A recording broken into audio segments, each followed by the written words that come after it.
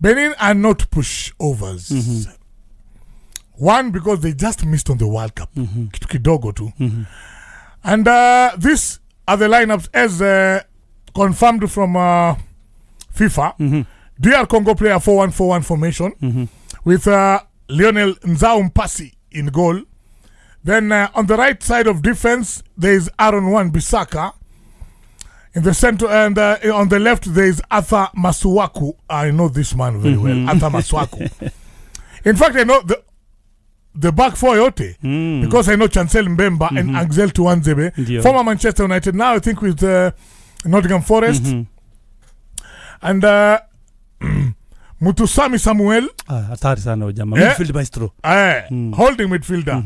Alafu there is Theo Bongonda, Noah Sadiki, Edo Kayembe, and Nathaniel Mbuku. Then as a number 9, they've had Cedric Bakambu. Cedric Bakambu, his name feels like a name in Kofi Olomide's band. Sorry. Where's imagine too Kofi Akimba Cedric Bakambu.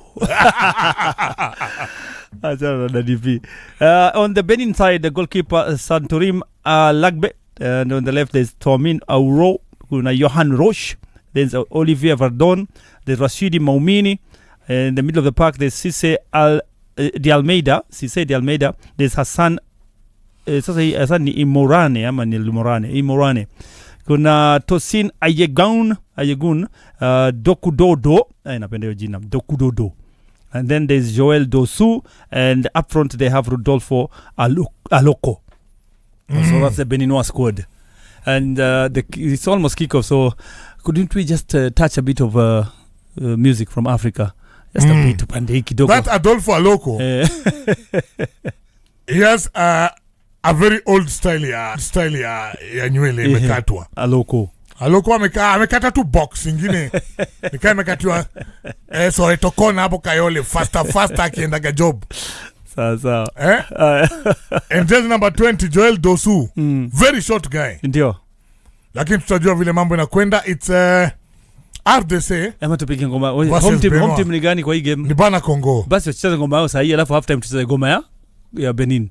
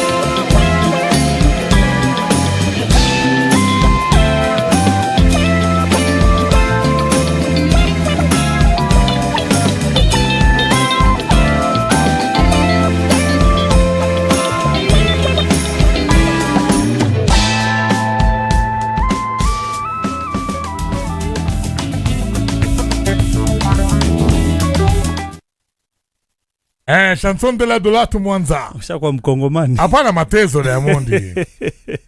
Kwa tulikuwa tunabahatisha. Tema bana ba Kongo. Kongo RDC. Hiyo ngoma ugameni bamba. Tosima na baboko. Kongo RDC. Ngoja kido.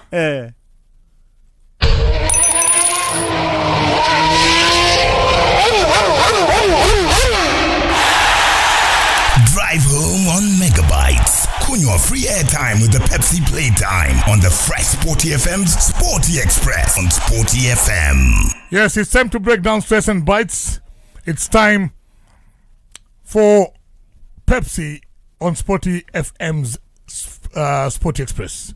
You can kunywa free airtime with every bottle you buy from Pepsi's team of drinks, which include Pepsi, 7-Up, Sting Energy Drink, Mountain Dew, and the entire range of Mirinda flavors, which are available in 5 amazing flavors: orange, fruity, green apple, pineapple, and lemon. And remember, when you're taking your drink, don't just take your drink, but remember the bottle top cap has a code under it, and you dial that code to *459*3#. Remember, dial that code to *459*3#, and you stand a chance of winning instant airtime, and that's a guarantee. We are saying kunywa airtime na Pepsi. Yes, and SportyFM is calling you to go beyond sport and enjoy playing the game in life.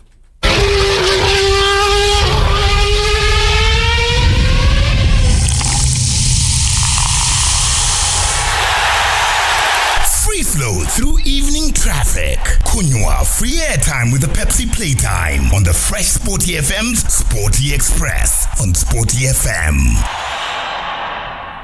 Yeah, as we continue taking our Pepsi, remember this is the festive season. We are getting into Christmas in the next 2 days. And this is the great watch along. Tunaangalia Congo DRC versus Benin in the third day of AFCON 2025. If you're joining us right now and if you're at home, maybe DRC are in sky blue. Alafu wale wamevaa kama bidiko au ni Benin. Yeah, so local. Yani mwana tu Benin wamevaa kama timu ya taifa lenyu yaitwa Bidco FC. Bidco na sasa Bidco wanapiga na FC Leopards. Uko tu sawa. So the game is on. Still early stages, early exchanges, not much happening on the pitch in terms of the danger areas, as in the 18 areas. The ball is in the midfield area so much. So hizi TV zinanichanganya, moja iko nyuma ya wengine.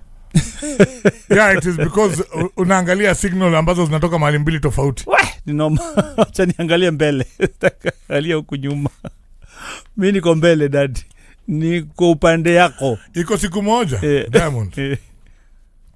Nilikuwa nafanya Ethiopian Premier League. Nilisema goal. Jamaa moja hajaona goal. Hajaona bado. Seleme nimalizia kuniandikia text tu. Goal nakacho? Goal nakacho? Ndio yake ikaingia. Akasema, Kirumba, sorry Kirumba. Goal nakacho? Nikamwambia acha kuona local bwana. Aliuza goal iko wapi bwana? Ameonyesha Ethiopia Coffee wamefunga bao bwana. So Congo RDC, one of the African countries that went to the World Cup very early, in early days, as in by 1974 they were already playing at a FIFA World Cup. They didn't perform very well at that FIFA World Cup, but they were there. Diamond, is there a team that has performed well in their debut season in the World Cup? Nigeria. Nigeria in 1994. Lakini ile ilikuwa they came to the World Cup and they stormed to the knockout stages. Ndio nasema that was not a normal Nigeria. But you asked me if there's a team that has come to the World Cup from Africa on their first attempt and done things. Rashid Yekini. Baba. Pasadena Rose Bowl USA. Rashid Yekini. JJ Okocha. Nigeria walikuwa wabaya. There's one journalist in Ethiopia who calls me Rashid Yekini. Lakini si unajua unapatana naye bonge la mtu. This guy looks like Rashid Yekini. He's called Said Kiar. Said Kiar. Hakudanganya hata kidogo. Kubali salamu yangu Said Kiar. I try to teach you Swahili, but the problem with your Swahili, you only know pilau. Anajua tu pilau peke yake kwa lugha ya Kiswahili. Sema he says weka mimi pilau. Weka mimi pilau. Top journalist in Ethiopia. Yeah, and in East Africa though. Okay. So Benin contesting in their 5th AFCON finals, eh? Yeah. Okay. Prior to 2019, they had never progressed beyond the group stage. So 2019 was a good African Cup of Nations for them because in Egypt 2019, they came out of the group. Najua? They progressed to the knockout stages. So this is their 5th time. Let's see if this time round they'll go further than where they did. Prior to 2019, they had never progressed beyond the group stage. Since then, expectations have evolved. During the qualifiers for Morocco 2025, the the Guepards. You don't think the Guepards stood out for their defensive solidity, and tactical discipline. Hallmarks of Ro's team. Huyo jamaa anaitwa Roh, huyo coach wao. So hallmarks za team yake ni kwamba they are very hard to beat. The hallmarks of his team is that Benin are not an easy side to break down. So it's going to be a tough game for RDC. But how they have started Diamond, started very cautiously. Very. Because they know this is just their 5th AFCON. So they know they are punching with the big boys. You know, but if you have to call DR Congo the big boys, when they meet the big boys like some of them I saw yesterday, playing very well, yes, but very cautious because when they lose possession, when I fall water, they're going into defense. All of them going into defense. They're going into a shell, yeah? Yes. Unlike their counterparts who are Congo are playing in an African Cup of Nations while their spirits are so high, yeah? Yes. Because they have qualified for the Intercontinental qualifiers, the World Cup. So they are using this as a dress rehearsal for the big game because they have a final to play. Yeah, they have a final to play, and that final will determine whether they go to the World Cup or not. So they're using this as a stepping stone into how to gauge themselves. And the teams that they're supposed to play with are definitely watching. Of course, definitely. So the interest is high because now everybody knows that this team is the one that is coming out of Africa. So definitely the whole world is watching the kind of team that is going to be representing Africa from the playoffs of the Intercontinental FIFA World Cup qualifiers. Yeah. They say Congo RDC is one of the major participants at the AFCON, having appeared at 20 editions. Unasikia sasa, ukisikia mtu ameshapiga 20 editions. Huo si small boy. Huo si mwenzako. Manake Kenya tukijiangalia si wenyewe kwanza tumeenda 6 editions. Unanielewa? Tulikuwa kule 1972, tukaenda kule, tukakaa mpaka 1988, tukaenda ya pili, 1990 tukaenda ya tatu, 1992 tukaenda ya 4, 2004 tukaenda ya 5, yes. 2019 tukaenda ya 6. We've been there at least. Yeah, at least, yeah. More times than Benin at least. Lakini I'm thanking God that I'm thanking the gods of football that we are not in this one. Kwa nini unasema hivyo? Hey, Diamond, watu wanacheza mpira hapa nje bwana. Unaona mpira hali ya juu? Hapa tungefanya nini? Hapa. Kenya tungejitetea. Hakuna hapa tungesondekwa. Watangu tupigonana na Senegal. Hatuwezi kuambia kitu kuhusu Kenya ukubali. You can't tell me anything. That was just a bad day in the office. Yes, but you don't have a bad day 8 times. Hiyo kitu ilikotoa confidence jo. Kitu karibu nimalize. Mimi najua nilifrustratika. The problem is it is happening when I'm on air bwana. Mimi nilikuwa wewe kwanza ndio ulinikataza kutoka nje. Mimi singemaliza. Mimi nilikuwa nataka kuenda baada ya dakika 18. 5 first half. 18 minutes. That was bad. And so having appeared at 20 editions of all AFCON tournaments, they are also one of the most successful teams in Africa, having won the title twice. Once in 1968 as Congo Kinshasa, sawa, and again in 1974 as Zaire. Umesikia maneno? Yes. Something needs to be done about the TV. However, since then, successes have been elusively fading for the national side of DR Congo. In spite of their frequent participations in the tournament's aftermath, their best result since 1974 was third place in 1998. Huko ni Burkina Faso. nakumbuka, and then the 2015 tournament where Cote d'Ivoire won. Nakumbuka siku za kina Yaya Toure. Yes, Yaya Toure. Sasa walimaliza third place Congo wakati huo pia. So their best result after winning the 2 titles has been third place in 1998 and 2015. So Congo are here with all the full complement of the people who they expect to take them to the World Cup. Hakuna player at feature hapa alafu akuwa yuko kwa plans za World Cup. So this is a team that is preparing for the World Cup playoffs. So they're trying very well to start that way, but the Benin goalkeeper is very much on toes. That was a nice run on the left there, trying to cut back for his teammates, but the goalkeeper was very, very much on song for the Beninois. Some deflections might cost you a goal. Got to be very careful. So far, so good for Benin. Yeah. They've been having one big chunk of the ball. But most of the play is being played in their half. Yeah, that is. They're under pressure throughout. But again, they've been playing well under pressure. Although they look like they might crack.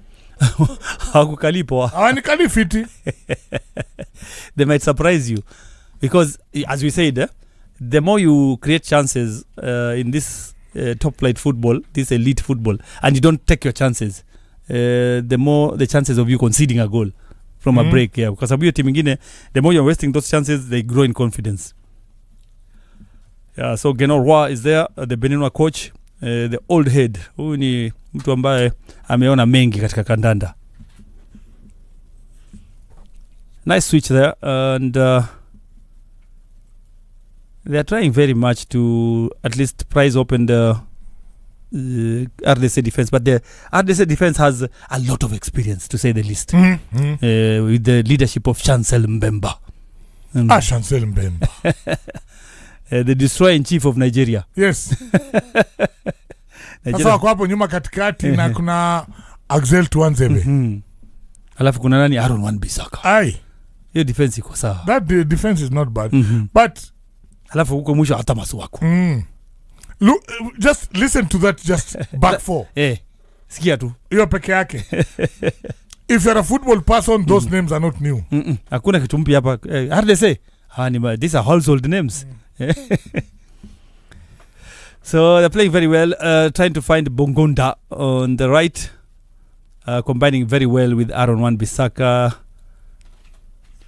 They're trying to play the KCB type of football where you put the ball on the wings and swing in crosses, dangerous crosses. So this is a Matano type of football. Yeah. Where they want like that. Yeah. With Matano, you must swing it. You must swing it. Aye. And a wing, leta kitu. Anakulizaga number 9 ni wakati gani kama sio kupokea cross. Wewe mpigie cross. So Sadiki trying to break on the left, but got caught. It must be a foul. Yep. If I'm not wrong, I can smell a goal. Tumefanyaje? Nimekuona mpaka unafanya mapo hivi. I think Ingwe have a goal somewhere. Kumbe. Ingwe might have a goal somewhere. Bwana ulikuwa utaki kunifurahisha bwana. Una you are wasting time. Talinda yanda maka na matila ini bane. Ingwe yola. Semo. We know unywesi ye bwana. We know unywesi ye. Ni pao. Wait. I want to tell you we nani. I want to know who's good. We know unywesi ye pao bwana. Tuchungulie kama sio madada. Keli. Wacha tuone nani ameweka hiyo. Now the problem is, yes,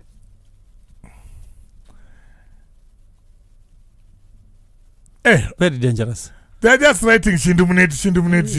Sasa bado andike winner. Waandike winner. Winner. Uliza hapo winner.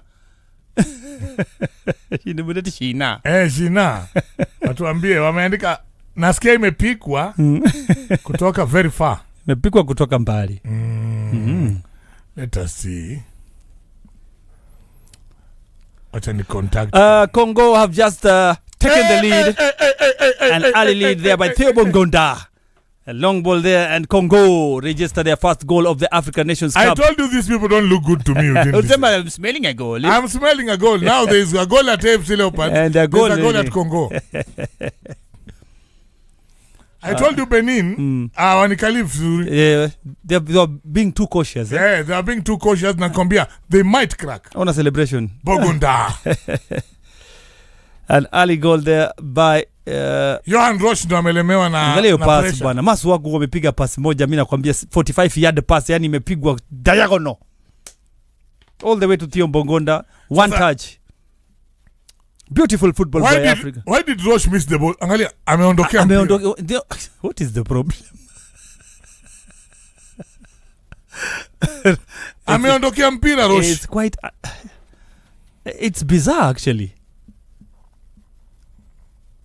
Okay, maybe he had his goalkeeper shout, because the moment the goalie concedes the goal, anaanza na Roch. Yes. Alakbe alichukua, aliinuka tu, wewe Roch wewe. Na Roch anamwambia, mimi nikusikia ukisema acha. Aya. Ibakini hapo na makesi weka katikati. Theo hataki kujua. Theo ameenda.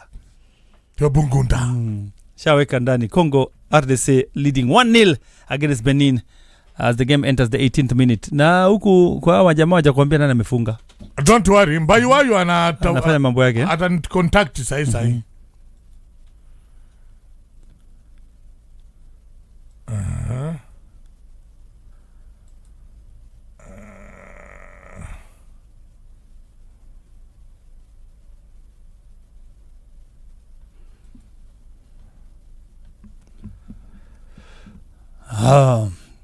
Aaron Wan-Bissaka trotting back as Benin get a corner in this game in the 18th minute, going to the 19th as they trail 1-0.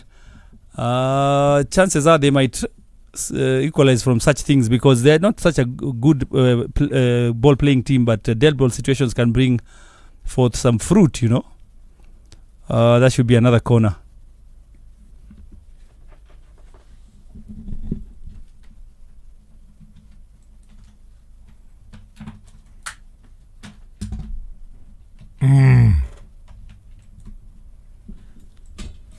Mbaye wewe hujampata?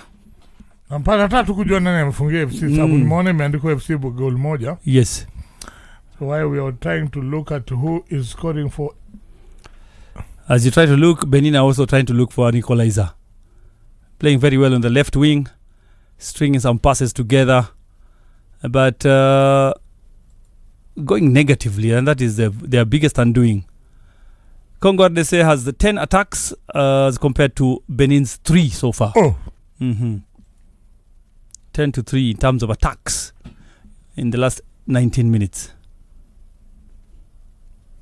Nice chest there by the Congo Beninois player in the middle of the park. They're trying very much to at least string some passes together. Roch, the culprit of the goal, finding Vernon. Remember, it's just their 6th appearance at the Cup of Nations. Yes. And so they are trying very well to punch with the big boys, but it's proving very tough. Playing the Congolese, who are coming for their 21st edition. Xavier Macharia is asking. Yes. At what point do pancakes become round and soft? Where? Mimi mambo ya jikoni siwezi. Mimi nakwambia huyo bachelor amejaribu kupika pancake imekuwa ngumu. That should be a card, and rightfully so. Motwakasi didn't play very well. He's guilty of a bad tackle, and he acknowledges the fact that he deserves the card. That was late tackle, very dangerous. On Dosu. First yellow card of the game comes the way of Motwakasi.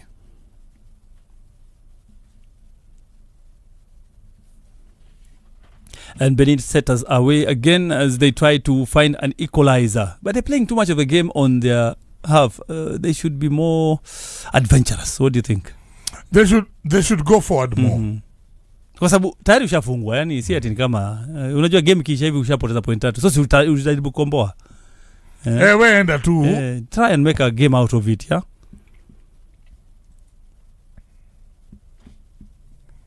Desabre trying to tell these boys that 1-0 is not enough. Very experienced coach of the Congolese will be hoping to take the Congolese to the World Cup next year. So he has his work cut out for himself. He has a final to play. If Nigeria have nothing to say about it, because there's so much rumors going on that Congolese have they have some players who are not eligible to play for Congo and all that, and FIFA should look into it, and if they're found culpable or guilty, they should be thrown out of the intercontinental qualifiers, and Nigeria be given the chance. You know, so many things happening. So many things happening at the same time. But Congolese are not phased. They are preparing for the World Cup. They don't care about what Nigerians think, because they already beat them. Mambo ya passport inahusu Nigeria. There's a guy who is saying this on social media. Kutoka saa hii every 3 minutes yes tunaweka table ya KPL hapo kwa screen. Kutoka saa hii yani ingwe iko top, watu wajue nani yako na nani anaongoza. Silikwambia leo ikiisha utanitambua hapa kwa studio. Wewe shukuru, wewe omba Mungu kisibiwe ikomboe. Kama si hivyo mwito gondola mtaniona. Ai Diamond. Itakuwa raha sana.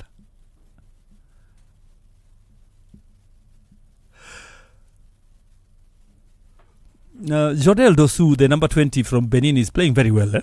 He's one player I've noted, and he could be their route to goal if they can use him more. He's reminding me of the Malian player who was reminding me of Seydou Keita in yesterday's game. Oh, yes. Yeah, so Jodel Dosu has a great touch of the ball, and he looks like he has something up his sleeve that we should be waiting for any time.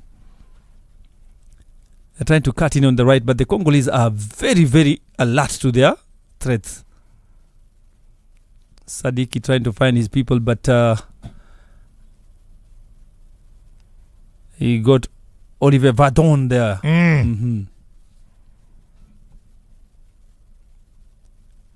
And it was Sadiki. Noah Sadiki. You can see the contingent of the RDC. Watu wamekuja wana Wakongomani wameenda AFCON. DDB. Umeona? Yes. Wameenda Rabat bwana. Wataki mchezo. Hapo unasikia tu ndombolo inapigwa hapa. Ndombolo. Of course. What else do you expect in a country where they are so blessed with the beat and the music? Watu wako na musiki bwana. Yeah? The musiki bwana. And you know, in the early 60s to the late 80s. Yes. Kenya was the hub for Congolese music. As in, great Congolese musicians used to come to Kenya to record their music. Diamond, you forget. I was born in a place where my neighbors were Super Mazembe. I used to come visit you, so I know about Super Mazembe. Right opposite Pumwani Maternity Hospital. I used to go to school and pass by there, just listen to their music as we go. They were my mother's customer for milk and bread every morning.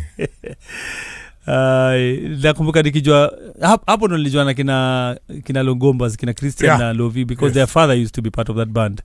So I would meet those kids as we were kids. Unaelewa? Yeah. So we became acquaintances. And juzi tumepoteza Christian. Yeah. Yeah, to I think it was a brain tumor or something. Huyo mwingine sasa. Ni pastor.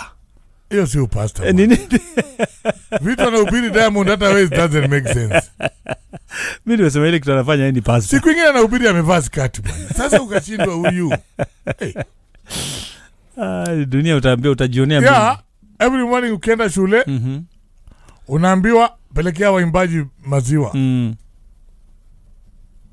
That's how I came to know Super Mazembe, the old you know, the mzee Lovi mwenyewe. But if you go there when you are not in school, usirudi kwa nyumba, ule mama atakumaliza.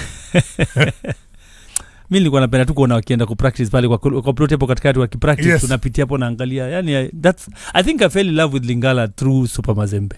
Yeah. Just watching them do their craft every Jirani time. mwema. Hey, even the most reliable person aandiki nani amefunga goli bwana. What is this? I think the most reliable person is yourself. In this Africa, mimi nilikuja kurealize yourself is the most reliable person. Watu wengine watakupeleka na motarata zingine washanga. Sasa this person. Wengine wanasema tunaweka tu table. Hataki kuambia nani amefunga.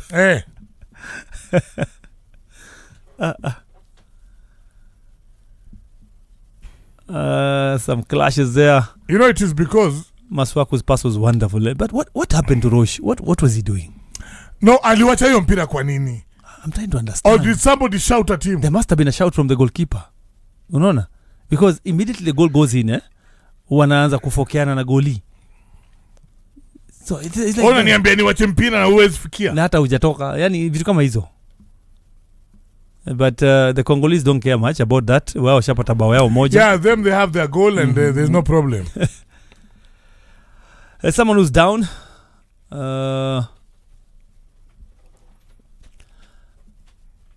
You see what I think, Daddy? Yes. I think we should get this one should just go to something else because it's confusing me. Yeah, this one should go to something else, and so that we can concentrate on the football on this side. It is good if you use one screen. Yeah, because now because they're not going in tandem, so it's confusing. Oh, that is Benin, not Nairobi United. We are not Nairobi United. Lakini timu iko ndani ni Bidco. Timu iko ndani ni Bidco, wale wanaimba huko ni Nairobi United. Unajua ni yellow kila mahali. Watakuja kunimaliza na kicheko yeye.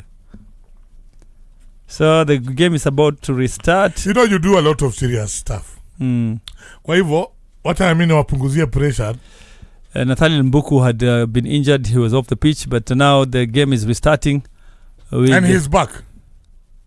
Put something else over here, please. It's confusing us. We are seeing two different goals.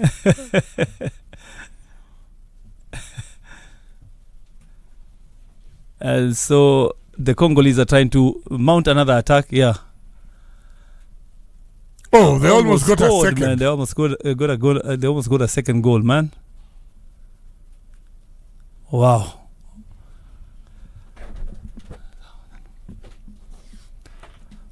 Yeah, so the Congolese are trying very much to get a second goal through Bongonda.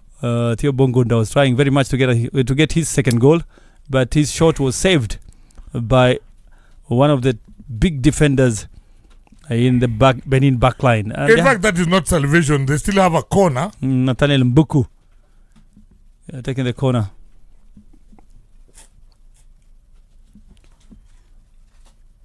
I almost called him Nathaniel Saka. Kwa nini muite Saka sasa? Anaka kama ule player wa Arsenal. Bukayo. Anaka kama Bukayo. Na Bukayo unajua makosa ya Bukayo anachezeaga England. Ni makosa kivipi? Angechezea Niger. Leo Tanzania wangejua. Wangeona moto. Aaron Wan-Bissaka chasing or seeing the ball out for a goal kick as we enter the 30th minute of the game. Remember, we are on SportyFM's Sporty Express. My name is Diamond Okusimba, the guru, with Peter Kirumba, and we are bringing you the game live from Rabat, the African Nations Cup, on the third day of this tournament as Côte d'Ivoire, RDC, leading 1-0 against Benin. Yeah, and Benin are not pushovers yet, but... Thank you very much, Mr. Jeff. Things are looking good now. Ndio sababu naitwa producer. Yeah, wewe kaa kwa TV yako na mimi nikae kwa yangu. Tusisumbuane. Ana produce magic. Yes. Lost the ball very easily there, Wan-Bissaka. But I don't even understand why a team like Manchester United can let Wan-Bissaka go. Manchester United let McTominay go. Sasa the best player in the Serie A right now. Yeah. Man United. They don't fail to amaze me every time. Yeah, how to so I don't know who advises them. Bissaka on a foray forward. But He forces a corner. Mm-hmm. That is very effective. If you can't do it yourself, force the defender to give you something.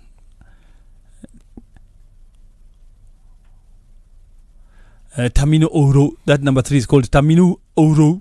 Sometimes when I look at football players, and how they fall, how they skid on the ground, how they get stepped on, you know, I don't think they should share their money with anybody. Wanateseka. Hata ndugu yako unajua nini? Hata wewe kuja ucheze. Kuja ukate jasho hapa kidogo ndio ujue hii pesa ikuje rahisi. Mimi napandiliwa na hizi stats hapa kila saa bwana. Season mzima. Sengine naekwa bench siwezi cheza na mimi na alafu Sadiki goes down easily, but the referee gives him a foul to the obvious bewilderment of Rodolfo Aloko. But it was a foul, but he went down easily. But that was a foul. Yeah, but he was at the right place, you know. Sometimes you just play with the referee's the referee's mind. Anguka tu sengine, you never know. Referee aweza kuona vizuri akakupatia kitu. Yeah, if kuanguka can create a chance for you, why not take it? So they get a foul on the left wing. Ata Masuaku standing on the ball. And Masuaku is good with those ones. So let us see whether he'll take it an in-swinger or he'll pull it out. What problem is Chancel Member having with the Roche? Anataka kumsumbua apate bao ingine. Ameona hapo ndio mwanya. Kama ni mimi ningekuwa namwambia tu ata hii waache. Bongonda trying on the left, but poor shot by Bongonda. The scorer of the lone goal till now. In the 33rd minute of the game.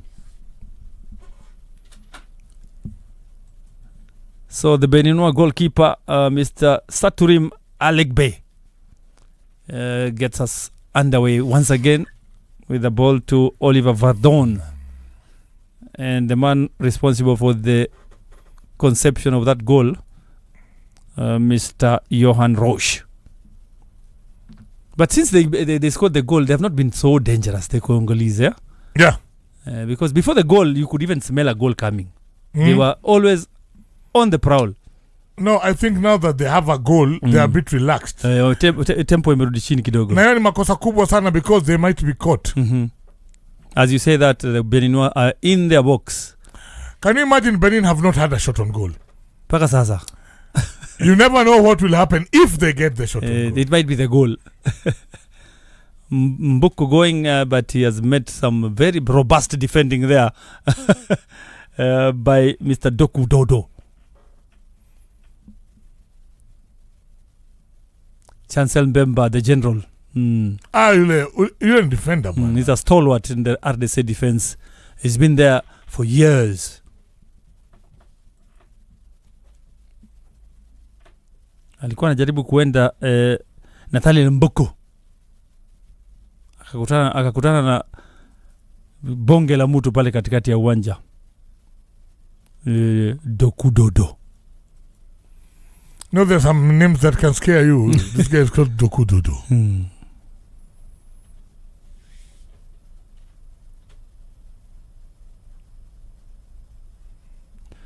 And then there's Ceci Di Almeida. Kwanza huyo Ceci Di Almeida ndio mkubwa pale kwa midfield ya Benin. He's a big guy. Rastaman, Ceci Di Almeida. But he should be using his body. He should be using his body to intimidate people there. He should play more robustly. Yeah, he should be intimidating people with his size because if you can bully your way into safety, why not? Use it. Ananikumbusha Nzambo Anguissa, but this is a rather... Nzambo Anguissa. Yeah, it's a rather lazy Anguissa. Lakini akona uanguissa. Unamwona unamba nani? Yes. Yeah, akona uanguissa. Lakini not... Nzambo angekuwa hapo ungejua yes. No, you know Nzambo has played top flight football, and secondly, he's too confident. Yes. Huyo hata si size inamsumbua ni confidence. Okay.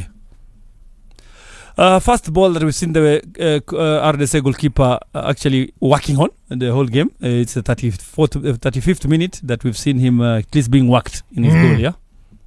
It's not even a shot on goal. It's just something that was going across, and he was alert to it. Benin trying very hard to level the scores, but things in midfield are so congested, Peter, that you need a lot of skill to get rid of, to get past these Congolese. Yes. Another yellow card is flashed, this time for Kayembe. And FC Leopards fans are saying, hii game ndio ilikuwa imetuweka Nairobi, sisi Waluya. Ndio. Tukishapanda juu ya tebo, sasa usiku leo sisi wote tunaenda Ingo.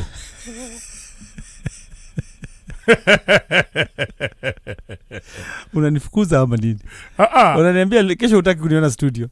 Tukishinda tu ni kuachia. Tunaenda tu Ingo, tuende Christmas kama tuko juu ya tebo. Peter Kirumba. That is what somebody is saying. Kwanza ni madam aitu Irene Paris. Aswani. Weza kwa kwetu bwana. Unajua ni jina nyumbani kwetu kabisa. Amesema sasa kama ni kwenda Ingo Christmas ni leo usiku after amekaa top of the table. Na ikuwe updated every 3 hours mpaka tarehe 1. Najua ndugu ya babangu mkubwa alikuwa aitwa James Aswani. Okay. So hiyo ni jina ya nyumbani kabisa. Sasa pata ni kasini. Haya.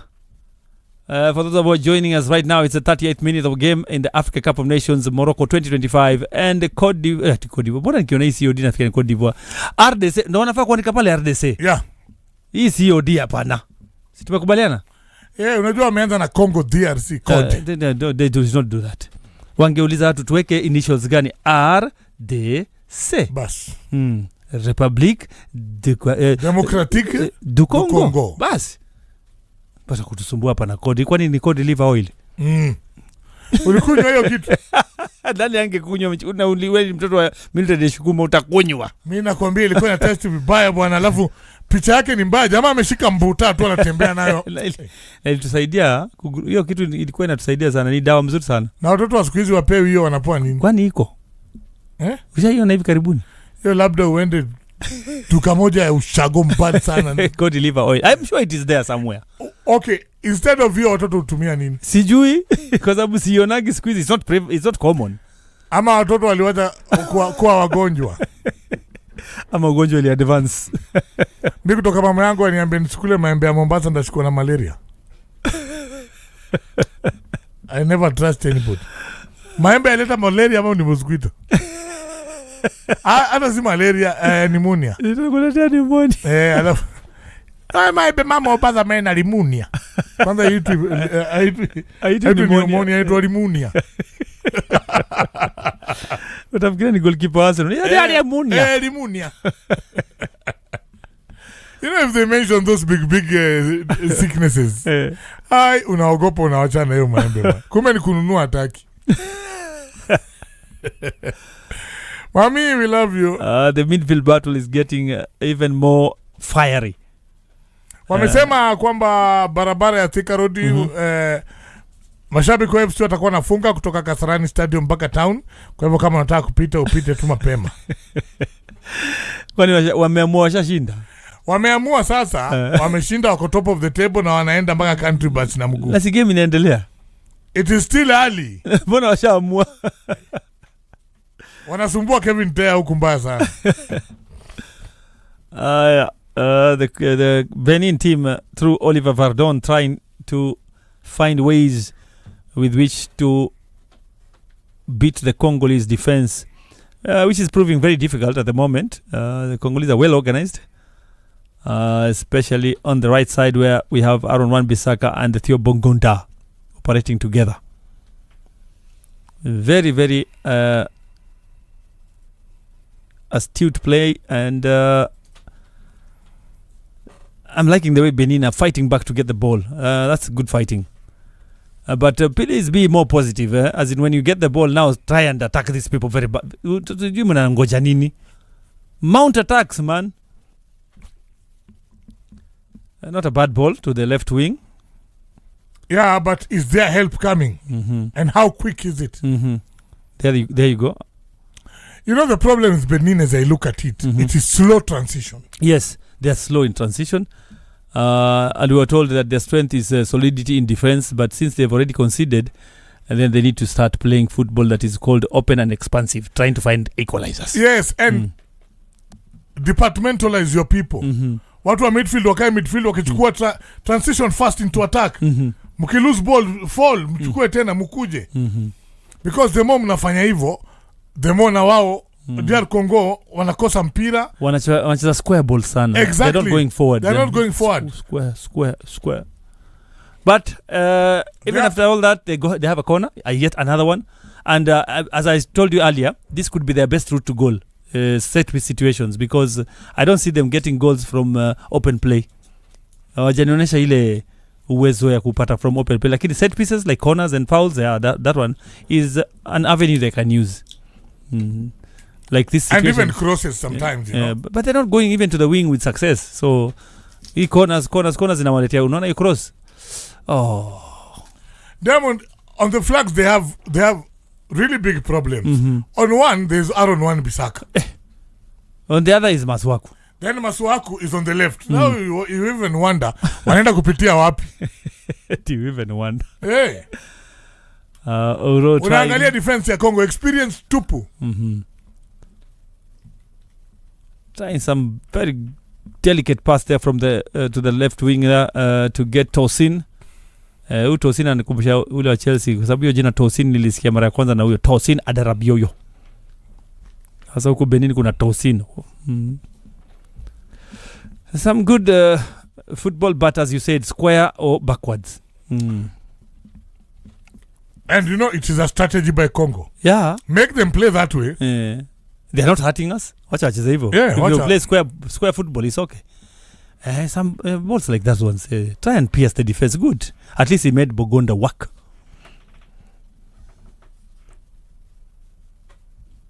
Hasa hizo nyele ameweka dye ama nini, kwa sababu rasta iko na black alafu tena iko na brown ndani. Hiyo ni kudai Bogonda amedai. Hapana, hiyo si dye. Nini? Inaitwa, ngoja I'll tell you what it is. Na uliniambia juzi ati kuna rasta za kuvaliwa. Kuna wigs za rasta. Kwa hivyo naweza kuwa rasta man saa yote nikitaka. Unanunua wig wewe unavaa tu wig yako. Benin trying very hard to get a goal, but the shot was wide from the right side.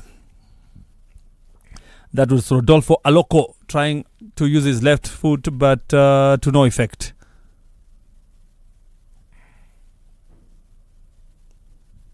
Amepiga ile box ile hiyo hairstyle inaitwaje na DP ile ya kunyoa huku chini kidogo alafu itaipaka junior. Gani? Hiyo Aloko amepiga. Mosodo.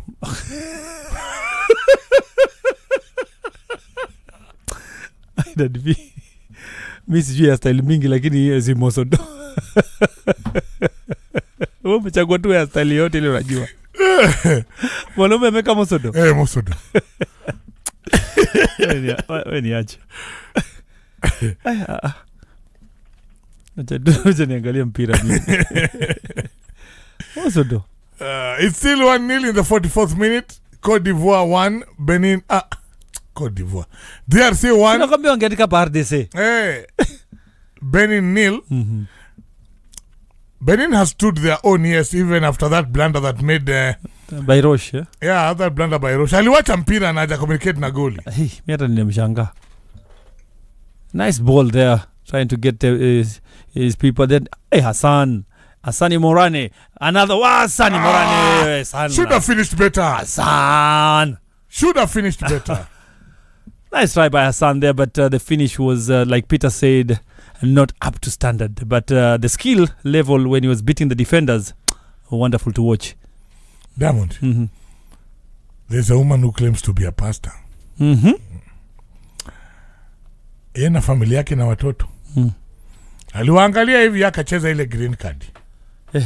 Akicheza green card. Ndio. 2 minutes of added time.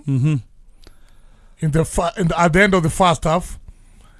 With Congo leading 1-0 against Benin. Aliweka makaratasi yote yeye ni single, yeye ana watoto, yeye kitu. Yes.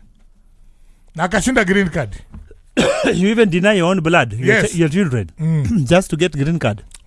Alipopata green card. Siku ya kwenda. Yes. Pastor. Toka kama ameenda church na handbag kake. Kumbe amekuwa kiamisha kango kamoja naeka kwa mahali tu. Mahali tu. Sasa wametafuta mpaka mochari bwana. Mama yao. Ah. Wajua watoto ndio utafuta sana kwa sababu utafuta mama. Hata husband anasema she's ule ni reverend. My friend. DCI walimuita. Kaambia unachua hii mama na unachua hii jina. Ndio mtu mimi natafuta basi. Wacha kutafuta, umetusumbua sana tukutafutie hii mama. Tushampata. Tumepata kwa records za CKIA. Kwanza alipitia hapo tarehe. Tipachasi. CKIA Tipachasi. 20 hours later Akaland wapi? JF Kennedy International. Ite utachoka. Mama kwa Amerika. Utachoka. Na hiyo upasta amesaria nayo. Yeye anatafuta husband tuishi nayo. Utachoka mtu wangu. Ai, ukiambiwa hivyo. Leo vile mangangana unatafuta mama. Alikutoka. Yes. Anaitwa Rusi wa elimu. Sane trying again to pierce the defense, looking to find ways. He's one of the bright lights of Benin, the Benin number 8, Hassan. And I can see the right side there. Things are happening, but that was a poor choice of shot. Did he even have an alternative, Diamond? At least he could have waited. Tan kidogo angalie kwa sababu kuna watu wawili watatu pande hii. Hapo ndio unajua pia defender amempush towards the outside. Yeah. He was forced. Yeah. So it's half time at Rabat. RDC are leading 1-0 against Benin. A goal from Theo Bongonda. So Peter, take it away. Yeah, Theo Bongonda gave us a goal in the 16th minute. After a blunder by Roche, by the way, because the ball came floating and Roche let it pass. Maybe he had something. Thinking that his goalkeeper is out and is going to take the ball. Ikakuwa goalkeeper got to the ball too late. And Bongonda had done his bit. Don't forget, later, there's still another game later that we will do the first half. And the second half will be taken by Xavier Masharia and Greg Mulemi. As we go off, I would like us to play Benin a song of theirs because they need support. You know? They play a song for them from their auntie. What I know is the auntie is called Angelique Kijo. That was idea kupata moral. Here they are. And of course it's 6 days to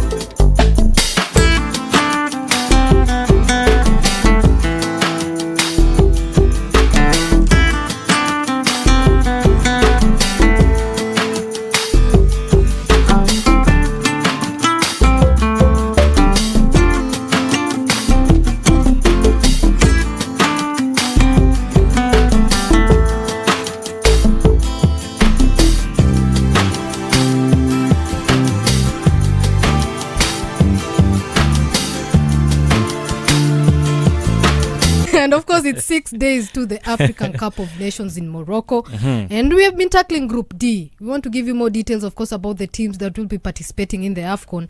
We've talked about Senegal. Of course, that is in Group D. Senegal. In a minute, we'll be talking about DRC. And, of course, in the same group, we have Botswana and Benin. And of course, now tunanza DRC. Yes. Of course, that is the Democratic Republic of Congo. Of course, the capital city of DRC is Kinshasa. It's the former Zaire as well. And it's the largest French-speaking city in the world. That is Kinshasa. Kinshasa. Yes. With a population of... I need you to find out. Yeah, because it's and you know DRC is a very big country. Yeah, the second largest country in Africa by area. Yeah. Known largely for its immense natural resources, diverse population, and complex history marked by conflict and economic challenges as well. Yeah. Yes, and of course, the DRC is also known as a country that is very rich in minerals. We're talking about cobalt, talking about copper, diamonds, gold. One of the richest countries in the African world. Continent and in the world. Yes, and Kinshasa is the largest city and economic center and projected to become Africa's largest mega city by 2030. They are really growing. The official language is French, of course, and is widely used in government, business, and education. The form of government is unitary and semi-presidential republic. Gained independence from Belgium in June 30th, 1960. The motto of DR Congo is justice, peace, and work. It borders 9 countries.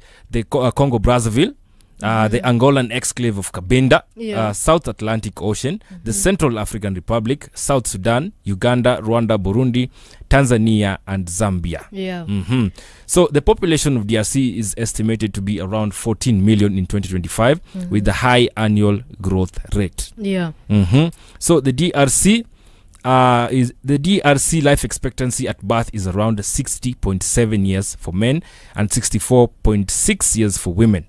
Yes, the economy grew by 6.5% in 2024, driven by the extractive sector, of course. Mining is the largest industry, and the country's main exports are raw minerals and metals. Yes, and we also do enjoy their music as well. Music from Congo. Yes, as a country here in Kenya, of course, we do really enjoy. Yes, we are. I think we should be the largest consumers of rumba, Congolese rumba in the region. Yeah, we do enjoy. We do enjoy, and we saw them. Their fans, Papa Chan. They have very good fans.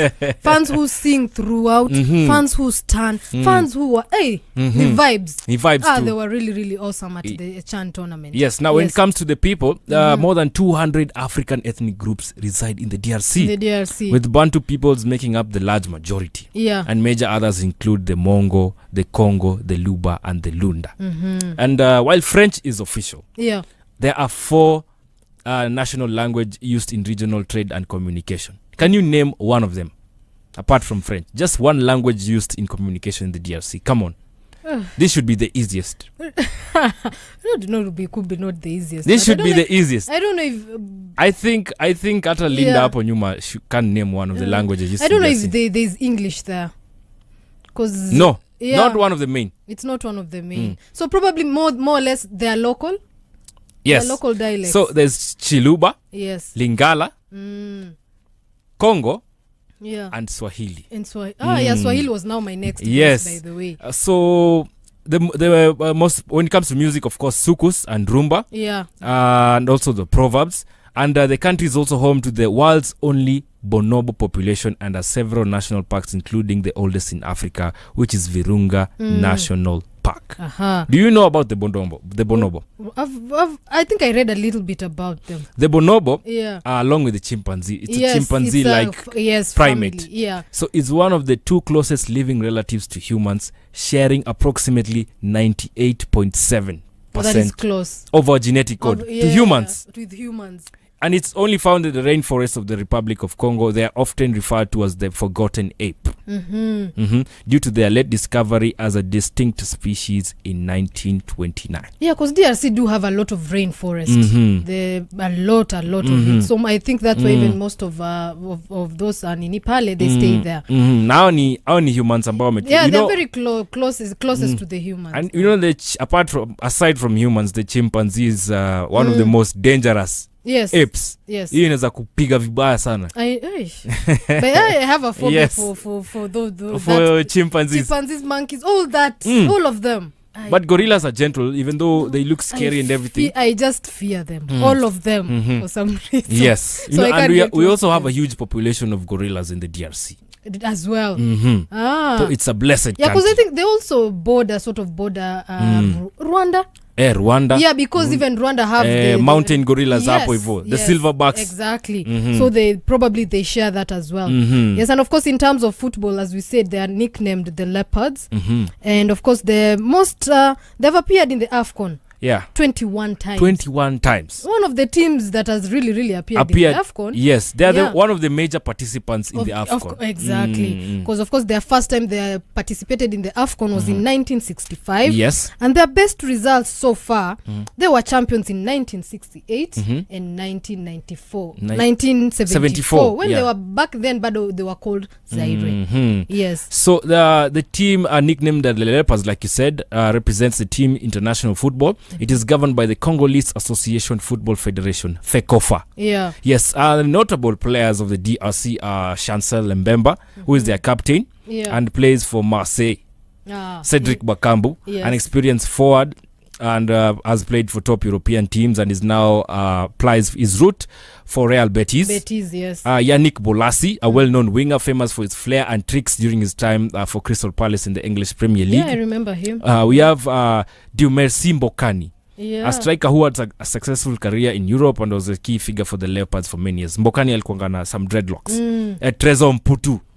I don't know if you remember this guy. They do really produce. Yes, Mputu in the previous AFCON when we were kids. I remember him. So considered one of the greatest domestic African players of all time. He played for TP Mazembe. Yeah. Yes. Yes, and they have one of the most successful teams in the continental football, that is TP Mazembe.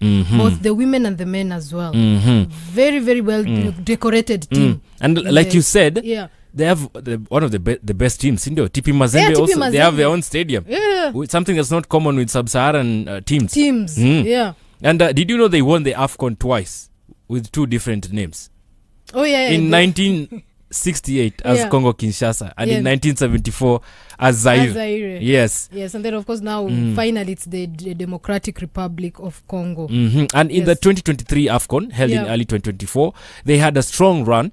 And reaching the semi-finals where they lost to the hosts Ivory Coast. Yeah, they finished fourth. And they were a decent side, that AFCON as well. And they've only qualified for the World Cup finals only once in 1974 when they competed as Zaire in West Germany and were the first sub-Saharan African team to participate in the tournament. And of course, as of now, their top scorer is Demarsi, that is Mbokani, with 22 goals. 22 goals. Yes, so he's their top scorer. So it's a team that has a combination, of course, of locally based players and of course as well as international players. Yes, and something else, did you know, of course, as well, apart from football, DRC is also diverse in terms of talent. It's from the DRC that produced one of the biggest stars in NBA history. Yes, Dikembe Mutombo. Yes, one of the biggest centers in the NBA. Played for several teams, played for the Atlanta Hawks, played for the Denver Nuggets. Brilliant player, of course, who passed on just recently. Just recently. It's quite unfortunate. About a year ago, who passed on. But now, just because of the magnitude of the player he was, the Hawks did retire the number 55 jersey. The Denver in Nuggets, honor of Dikembe Mutombo. Yes, they retired the number 55 jersey. So he was such a big icon in terms of basketball. And putting DRC on the map. So they tend to produce several athletes in different sectors. Of course, basketball is one of them. And of course, I think they also They also have, of course, Jonathan Kuminga, another NBA player. Yes. Who still plays for the Golden State Warriors as well. Of course, has his roots as well in DRC as well. Claude Makelele. Remember, of course, he plays French international. French. Yes, but of course his roots as well is from Congo as well. Yes, so they produce different varieties of athletes in different areas. Yes, and just a thing that we forgot. Yeah, do you know who are the oldest traditional indigenous group in the DRC? The peoples. Dude, that one I would know. They live in the forests. And they are widely recognized as the first inhabitants of its central rainforest. Yeah. Oh. Do you know who they are? No. They are the pygmy people. That one we did I remember in history. Yeah. We had we talked about them in history. Yeah. And they are in 3 distinct groups.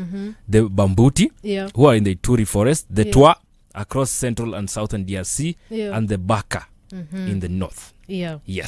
Yes, of course, the DRC will be in the African Cup of Nations in Group D with Senegal, Botswana, and Benin. So you have catch them in the AFCON. We watched them here on the Chan tournament. Of course, it could be a different team with more other players, but of course, very, very good players. So we'll be watching and keeping our tabs, of course, on DRC. The countdown, only on Breakpoint.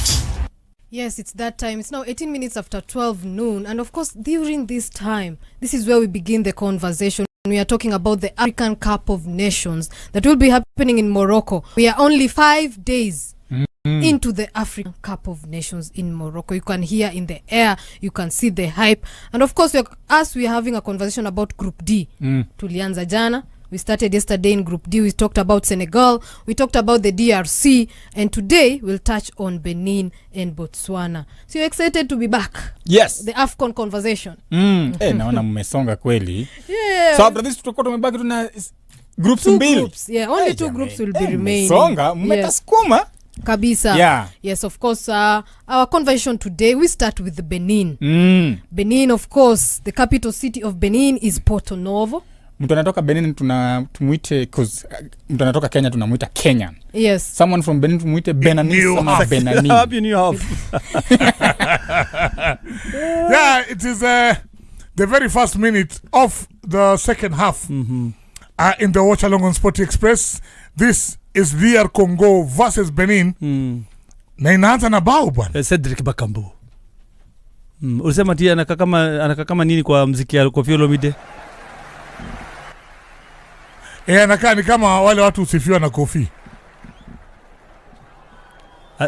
Unasemaje sasa kwa Cedric Bakambu. Tokomona nala kichwa la tete la tete le. Wajua la tete ni nini? La tete ni kichwa la tete le Cedric Bakambu. Cedric Bakambu la tete expresso.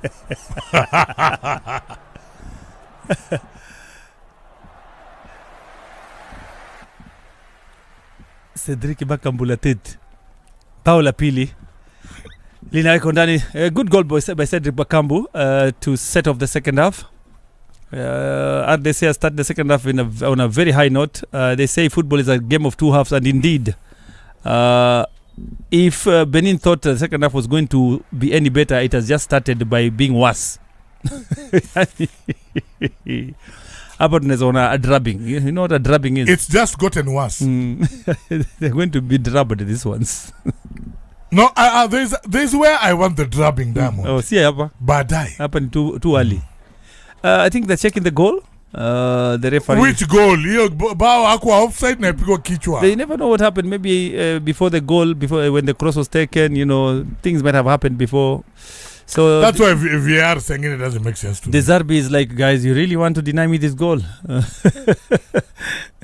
As they say, coach is like shaking his head. Jama, but I just celebrate bao namna hii. No, he's shaking his head. I'm shaking his head.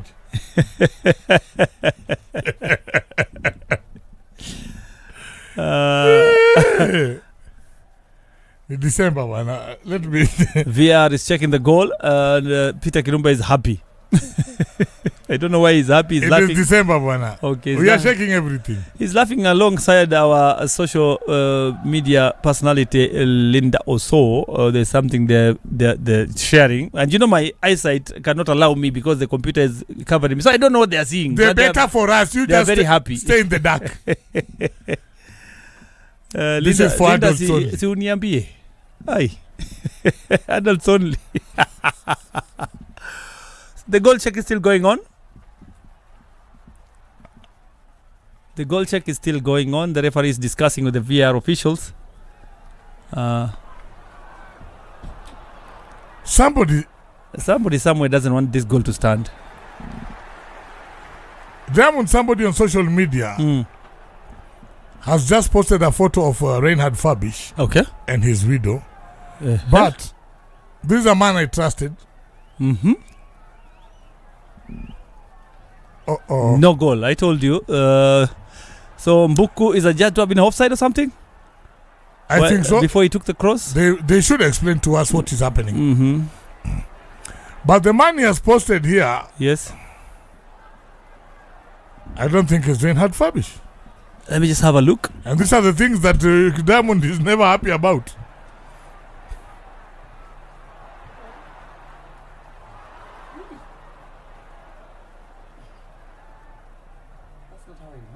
Yes, exactly.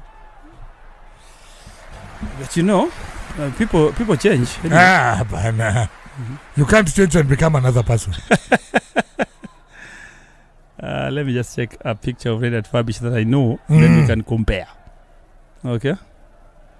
The best thing to do is compare pictures.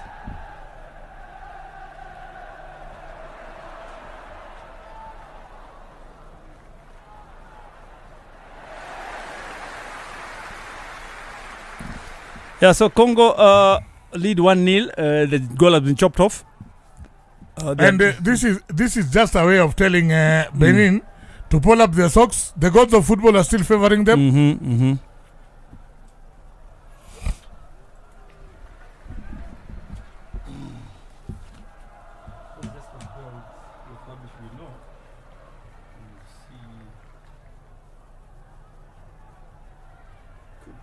No.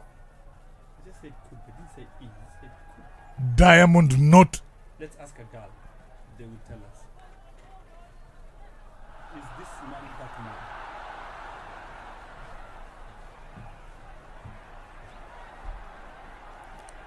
Should have been 2-0 here.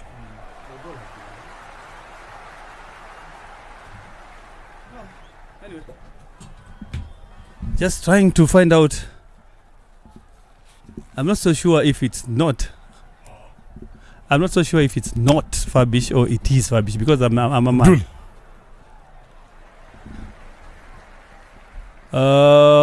As Congo get a foul over there. I need to get a third opinion.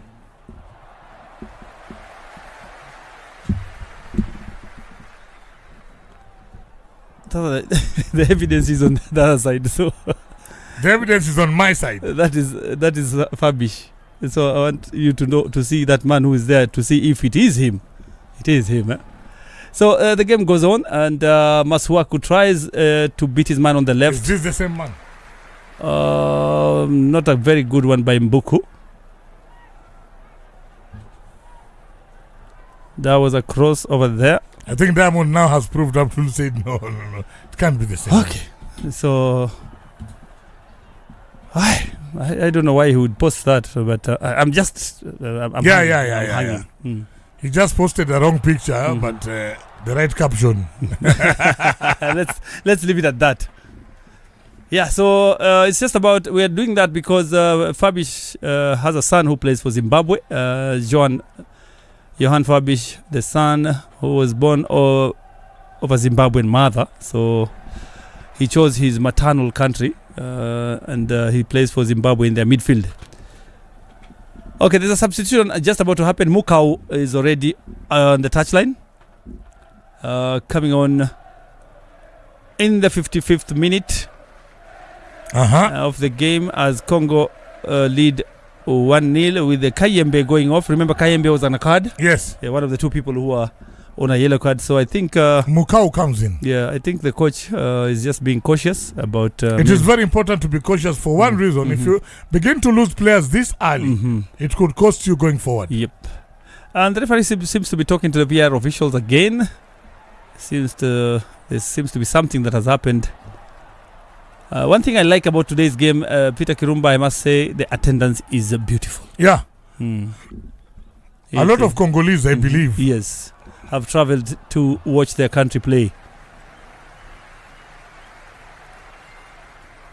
I do not know what is happening because the referee is so busy talking to the touchline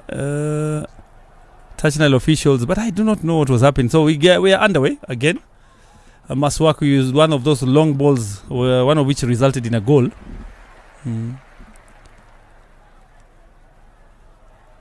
Remember, Congo are playing in the 21st edition,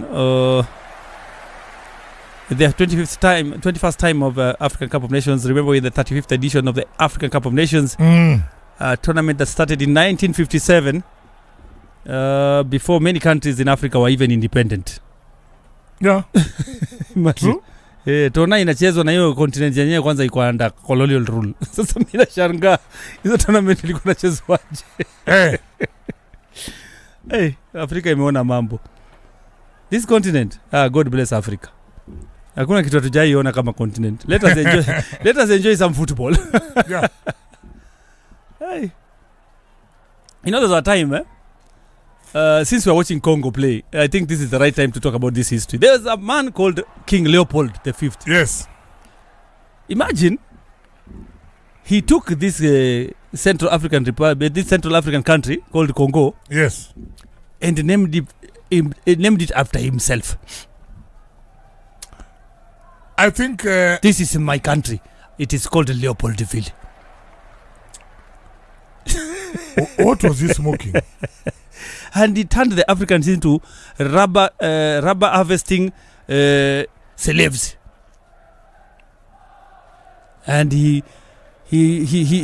actually alitumaliza. Wacha niseme hivyo kwa Kiswahili ndio watu understand nini nasema. Diamond, I was a neighbor of some old man who once was employed as a subordinate staff somewhere huko railway. Now they got late to pay him and it was almost Christmas time. Ya akafagia, akaosha, akafanyia kamanza kazi aona, leo kwani mshahara ikuji na tunaenda sikukuu. Unajua vile alifanya? Yes. Alipanda kwa train, akaanzisha train na akaenda. Na gari ya moshi. Ya kampuni. Enda Ushago. Si lazima ende Ushago. Na train ndio hii. Ya train ndio hii. Mzee aliendaga. Walimshikia na nyuki. Masuaku has just fouled an opponent. The referee is very mad at him because he went in so hard.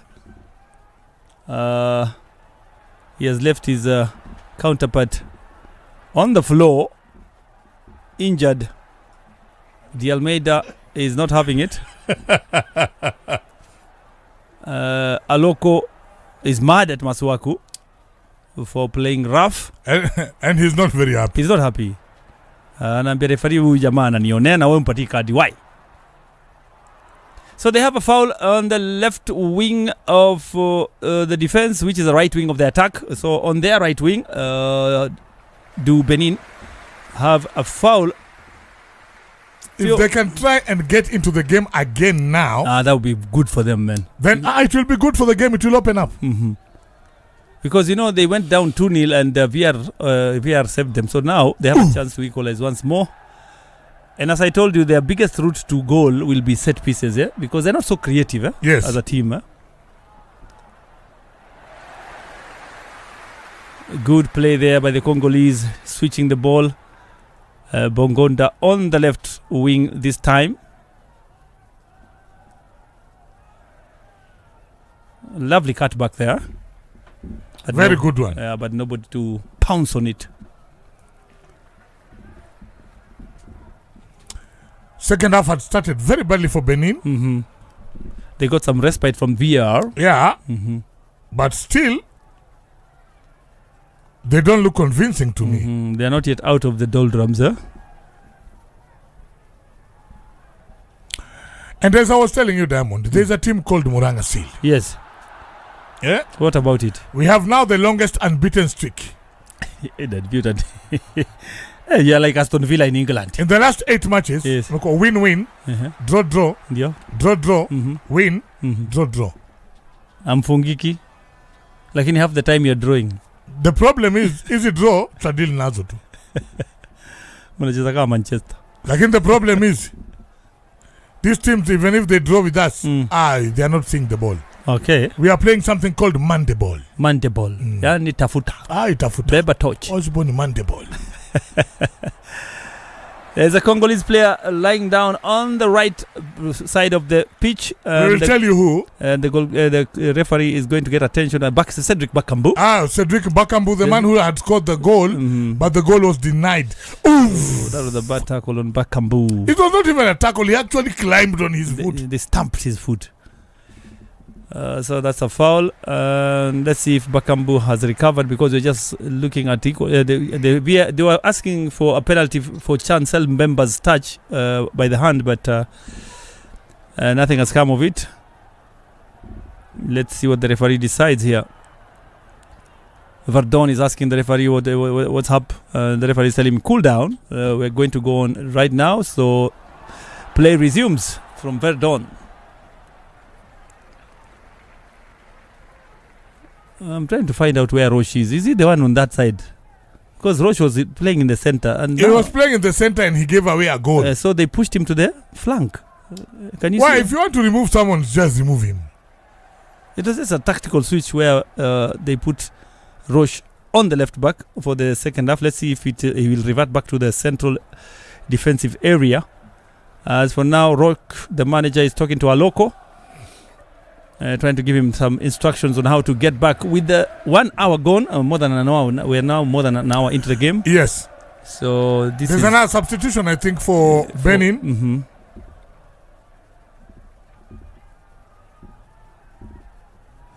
Do you know what frustrates our coach? You are trying to equalize. You're only 1 goal down, and it doesn't seem to come. Haikuji. Unasumbukaga. Yani bao moja ndio inanisumbua hivi. That is what you ask yourself. Let me see whether Bidco has equalized. Matatu kuniudhi. Nimesema tu kama unaudhika Diamond. Wewe utaki kuona kama FC imeongeza. Oh, that is exactly what you expect me to have said. Unataka tu ikombolewe. That you just want to spoil my day. Yeah, so still so many discussions going on the pitch, and basically we don't know what's happening, because it's all everything is in 6s and 7s, and it's a case of one half a dozen, or So, but there's a substitution going on. Amusu, jersey number 22, is coming on for Dosu. So Dosu anatoka. Amusu anaingia. Iko sawa. So Dosu off, Amusu on.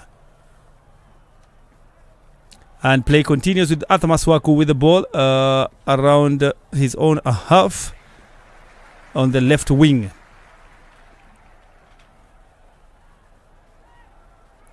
I can say I really enjoy the attendance that has been seen in the stadium in Rabat today. The attendance is very good, Daddy. The stadium looks beautiful. The Benin side, you can see a few Beninois, and there's a whole plethora of Congolese all over the stadium. So it gives a very beautiful scenery, with Benin trying to get back after going down 1-0. And I can see Roche is down after a tackle, so he's back in the middle of the park. Bakambu has just seen yellow for rough play. And it was coming, because I thought he was going to revenge on that stamp that he went through. By the way, when Kumbusha may stamp you to say. Yes. So it was like a revenge, eh? Yeah, ilikuwa revenge mission. Pia akusikie.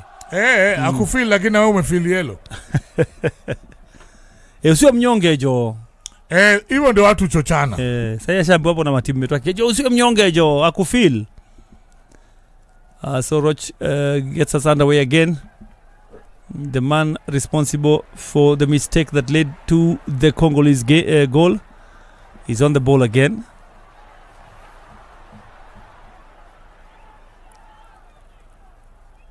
Trying so hard in the middle of a pack to find a way, but proving to be a problem. A substitute turns on the ball. Amasu Dosu was substituted by Amasu, and Amasu tries to turn and shoot, but the shot is weak. At least he's on target. Yeah. Amasu again, but the ball is heavy, too heavy for him.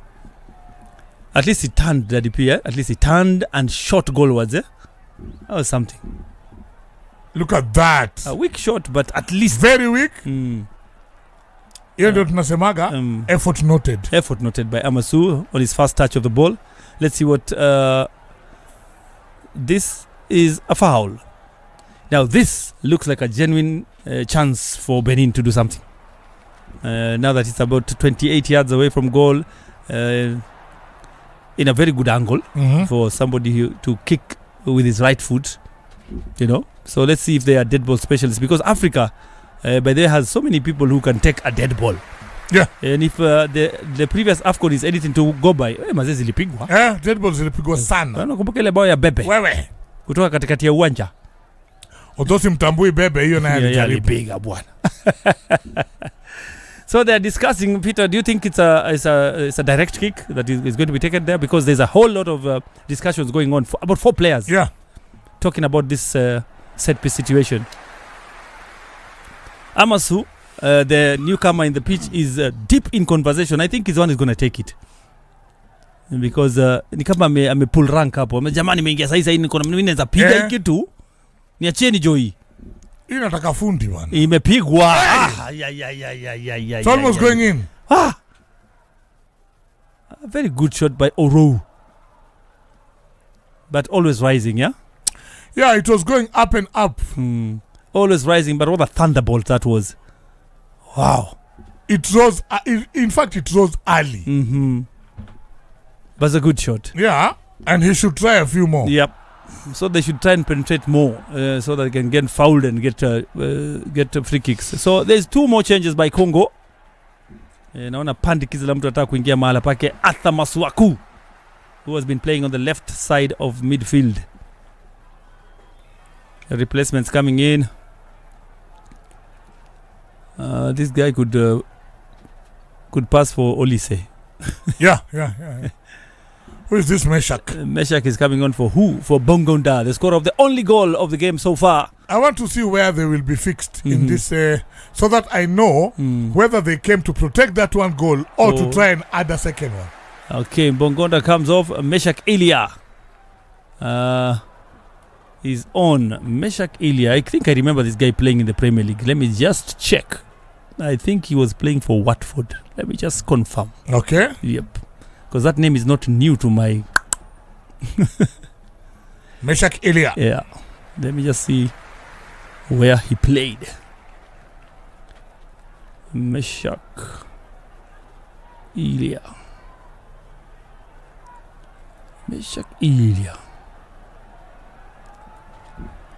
We'll find out where he played as the game is about to go on. No, I think it's because he played at Young Boys. Yeah, that's why I know him, because Young Boys plays in the Champions League. So I saw him playing for Young Boys. Swiss side. He has played 60 times for Congo RDC and he has scored 12 goals, has Meshak Elia. So he's an attacker. Scored 12 times for his country. So it's a like-for-like change. Bongonda for Elia. Elia for Bongonda, rather.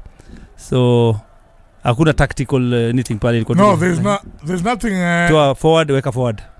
Yeah. No, in fact, maybe just a feel of some fresh legs going forward. Yep. With 20 minutes to go, those changes are made by Congo. There's always something going on in this game. Kuna kitu about the VR, I don't understand. The referee has been unsettled by ever since. You remember the first time they checked for whether that goal was. Yeah, what I'm wondering from that time, it's just VR.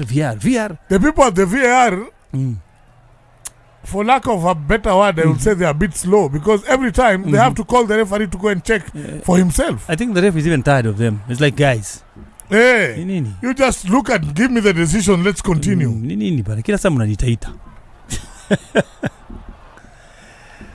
Again, we are back on in the 70th minute with the RDC leading 1-0. Ukisikia nasema RDC is the Republic du Congo, yani Republic Democratic du Congo. Aya, Cedric Bakambu turns and what a save by the goalkeeper. That was lucky. Doesn't believe he's missed that one. What a save by the goalkeeper there. He played very well. The goalkeeper he came out and made very good control. Turn. Nice turn. But the goalie was already up there, and his touch is the one that took it off the goal. It's a corner for RDC. Bakabu doesn't look like he's running. It's like he's funny way of running, eh? Very funny way of running. Asongi hapo ameng'ang'ana lakini akimbi. Very unlucky not to have scored in this second half because one of his goals has been chopped off, and this time round the goalkeeper has denied him.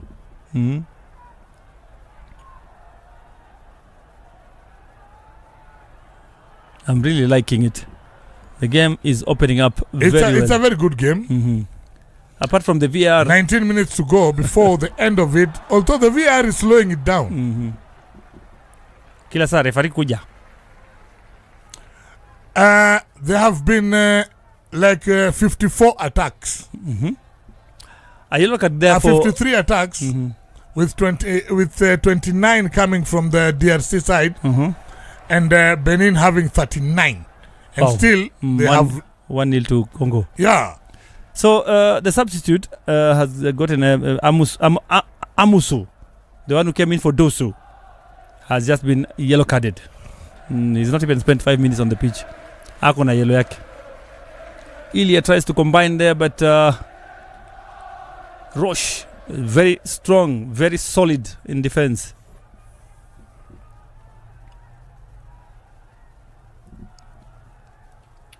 Tuanzebe, I think the Congolese defense has had a rather not so tough game today because we are rarely mentioning them in this game. Chancel Mbemba, Tuanzebe, Maswaku was left. You look at the big names in this game are not actually the people in the limelight. It's true. So Congo build up another attack from the right wing, but good tackle there by Amasu, who has just gotten a yellow card, by the way. So he was trading on dangerous ground by taking that tackle like that, but he was sure about himself. So, but he should be careful not to go in so hard. Hassani trying on the wing, but running out of pitch.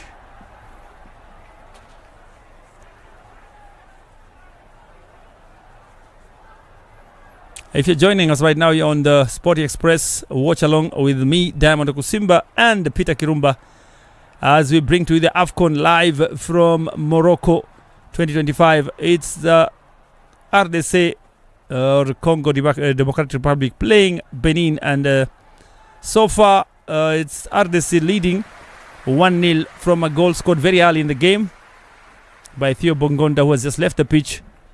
Benin trying so hard to get to level terms, but proving hard. I think the referee's machine is the one that has a problem. That's why we are seeing him. Maybe there was lack of communication. That's why the referee was complaining. Even for lack of communication, just give the referee a brand new one. Ndio wamempatia. Finally, they've given him a working VR machine. Makes the referee's game easy. Yeah, Now he's even relaxed right now. Because he was not communicating. Jamaa mnaniambia vitu sasa mambo iko sawa. Umeona mpaka anambia now things are very okay. Now we can play. The machines were bringing the referee problems, but now he's fine. So we can go on with the game.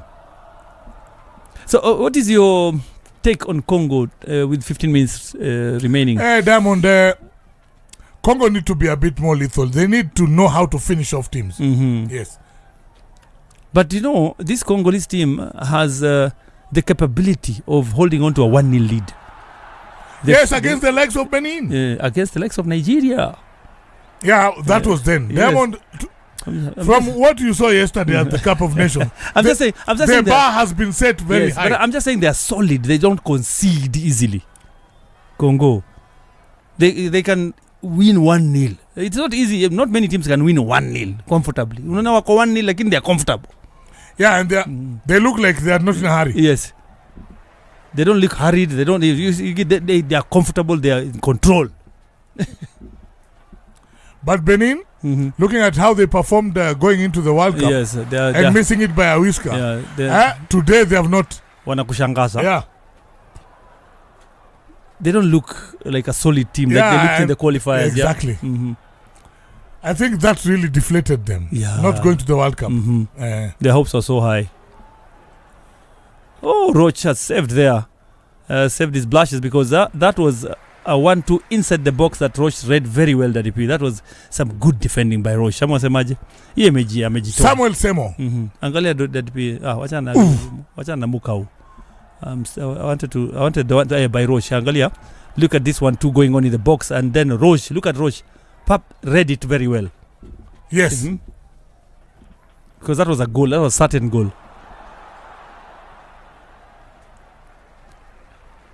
Desarbe looking very vexed. He's not happy. They are leading 1-0, but look at him. Yeah, there's that thing he wants his team to do that they are not doing. Maybe he can see how to open up Benin. This Benin team and but score the players more. are not doing it. But they don't seem to get it. Or Samuel Semo scored for FC Leopards. It's full time. Yeah, it is what? Full time. Bidco 0 FC Leopards 1. Wezi sema tu hivyo matokeo na utupatie standings. Unajua league, when a league is played and the game is over, it is only a common courtesy. You see, common courtesy to tell people that now this lead or this win has catapulted the Leopard to which position? Unaogopa kusema?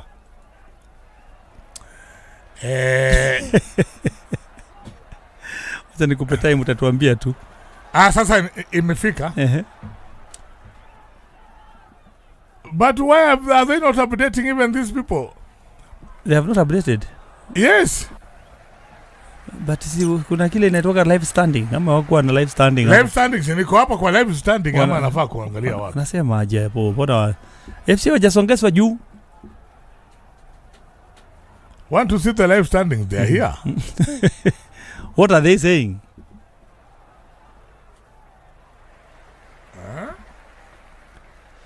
As the Beninois try to launch an attack, Amusu in the middle, bad control there, and gives the Congolese player a chance to take the ball. But Benin are raiding in droves. Peter Kirumba.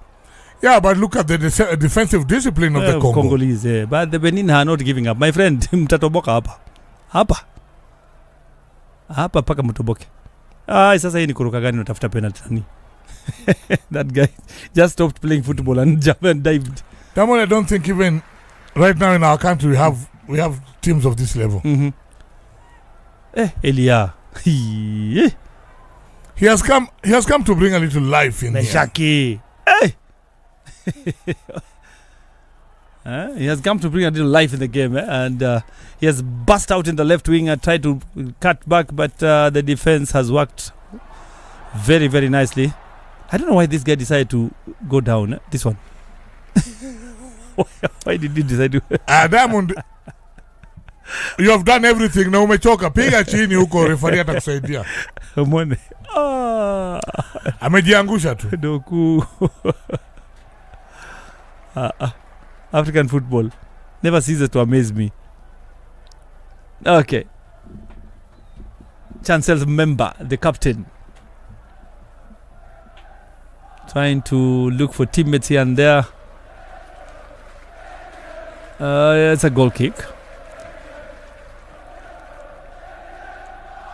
Mbuku, the culprit, losing the ball in the left wing.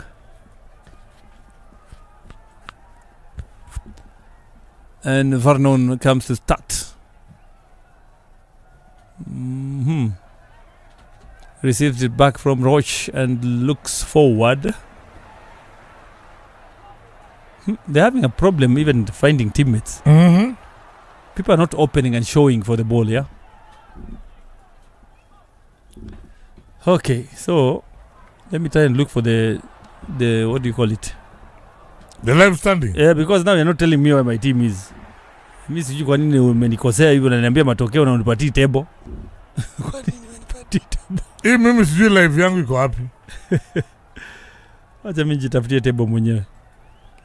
Ukitegemea ndugu utakufa maskini. Haya, jedwali Haiulizi maswali. Mtu anasoma tu. Standings. Standings yangu inasema AFC Gor Mahia 24. Goal difference plus 7. AFC 24 goal difference plus 5, number 2. Tusker number 3. So goal difference plus 2. Yeah. Kwa hivyo played equal matches with Gor Mahia, equal points with Gor Mahia, minus 2 goals. Sawa. Yeah, yangu inaniambia hivyo, lakini sikuwa naona kale ka arrow kakiniambia juu chini katikati juu chini. What across there? They're trying so hard, Congo, to get a second goal. They should score again, Diamond, because even ulianza tu kabla bao ya kwanza. Wamefinywa hawa Benin itafungwa. They've been camping in the Benin 12 area. So what denies them a goal again? Okay. They should score the second one. Oh, blunder there. Oh, very lucky. And a card should come out because Bakambu has played badly. And you know, remember he's on a card. Yeah, so, he might. So the referee is trying to be lenient with him because his intentions were not bad. He was going for the ball. But in the process, he caught the man. Sindio? Let me see the replay.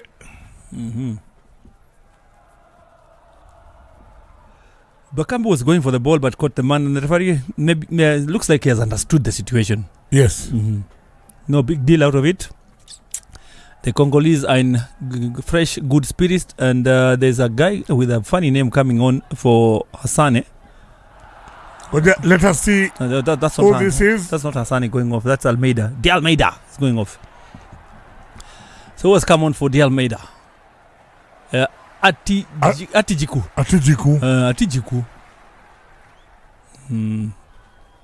Atijiku for Almeida.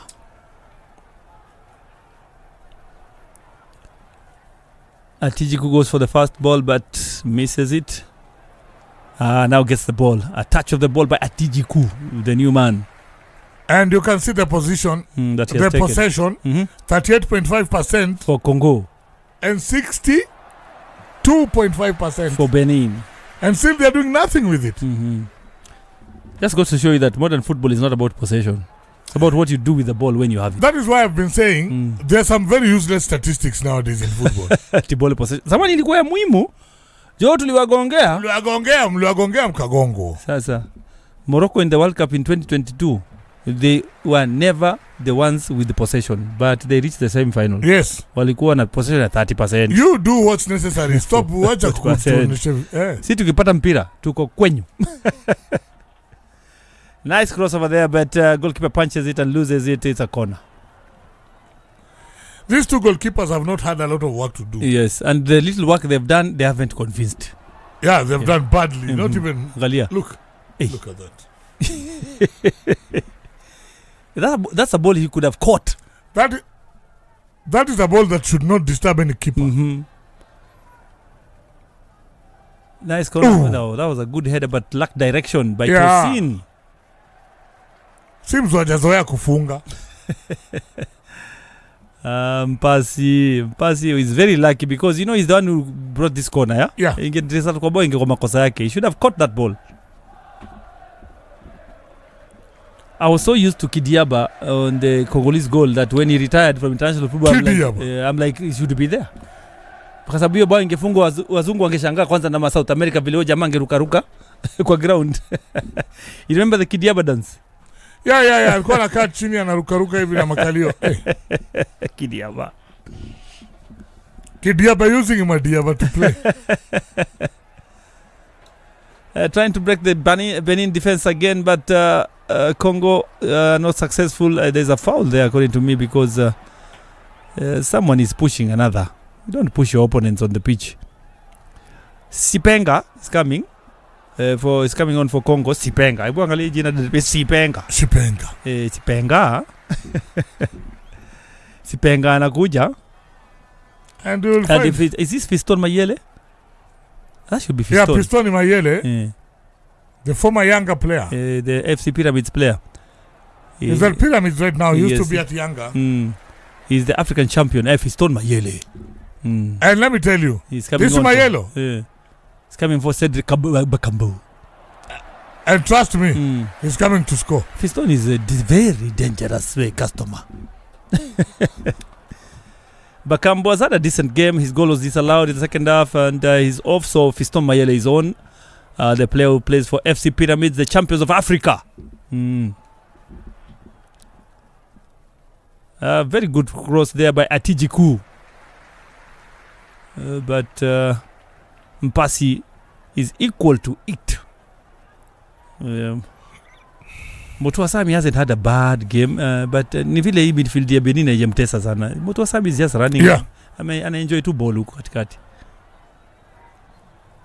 He is on the ball. He's had a rather... How can you be comfortable playing like this, Benin? Where is he going? But if Benin had met a more clinical side, they'd have been beaten like 4 goals. By now, eh? Yeah.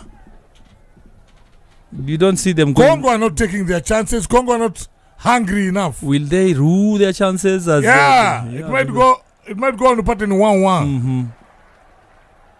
There's a team that equalized yesterday. I'll remember what was happening, because there's a team that ruled not finishing off a game. So corner to Benin once again in the 87th minute of the game. As Peter Kirumba says, Congo might just regret not scoring again in this game.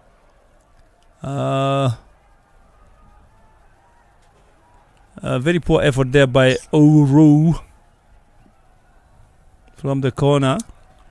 Is it Ouro or Ouru? Ouru. Okay. Ouru. Unajua wewe ndio unasema vile imeandikwa. Ouru. Hey.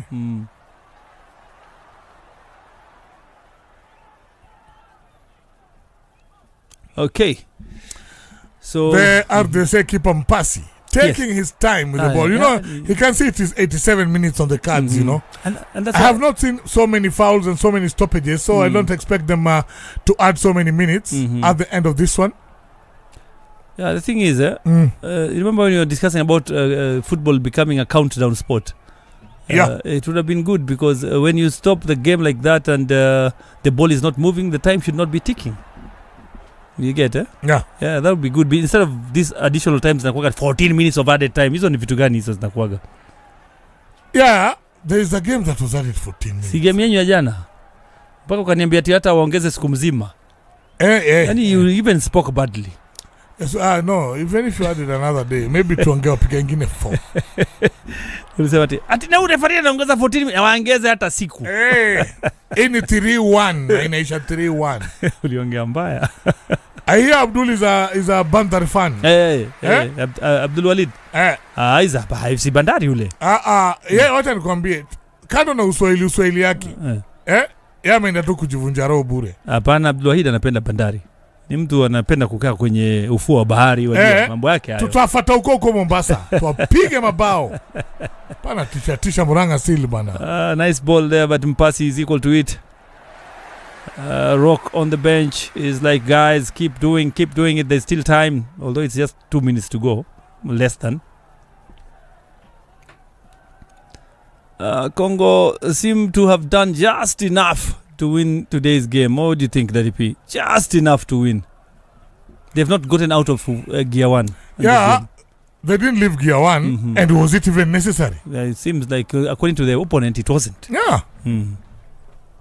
The opponent never scared them at all. He never went at them. Because if they had met an Egypt side that I saw yesterday, who went down and started looking for that equalizer.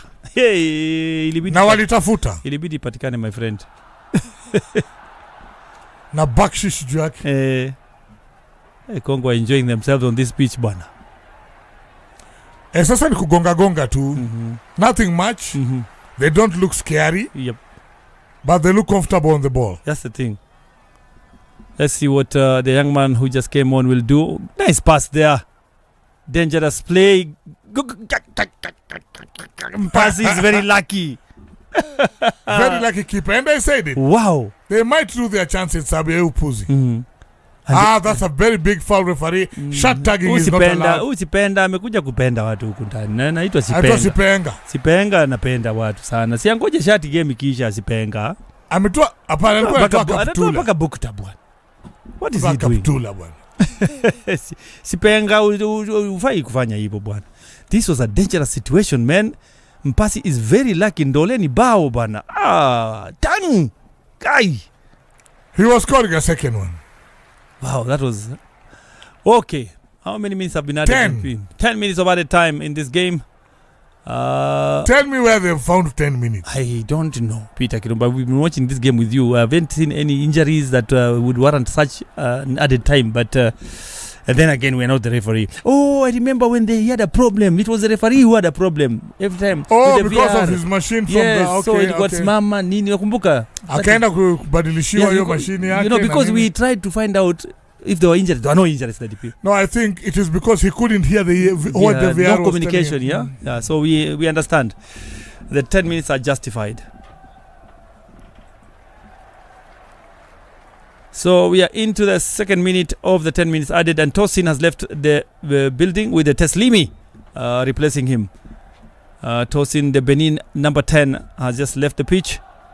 Teslimi is on for him. Let's see if the new boy has anything to offer in the last 10 minutes of the game. We played one already. Fiston Mayele is in, don't you forget. Yeah, and Fiston Mayele is one player that can surprise you. He's one of those players who, when he gets a chance, he doesn't miss chances easily. Yes. He doesn't mess up easily. So the Benin people should be very careful of Fiston Mayele getting the ball inside the box because he's bound to score. Okay. They mount attack from the right wing again. Have the Congolese with Meshak Ilya. Trying very hard on the right wing. He started on the left when he came on, and now he switched sides. He's now prowling the right wing.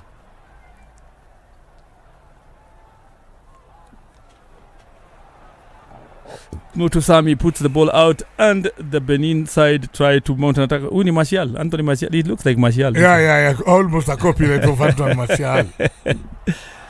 There's a player on the Congolese bench that looks exactly like Anthony Martial.